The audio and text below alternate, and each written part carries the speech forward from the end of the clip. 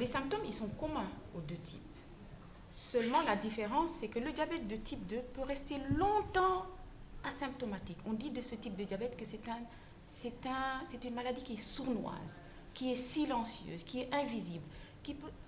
À l'inverse, le diabète de type 1 va se manifester, comme je l'ai dit précédemment, d'emblée par un tableau tapageur, fait de signes cliniques tels qu'une soif intense, une soif excessive. C'est un sujet qui va boire beaucoup, qui urine également énormément. C'est ce qu'on appelle la polyurie en termes médicaux.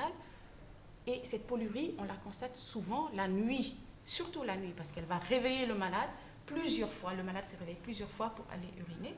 C'est un malade qui mange beaucoup et qui paradoxalement maigrit. Donc le diabète peut conduire à la perte de la vue, la cécité.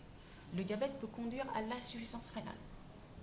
Puis cette hyperglycémie va s'attaquer à des vaisseaux un peu plus gros, situés par exemple au niveau du cœur. Le diabète peut donner des crises cardiaques, l'infarctus du myocarde.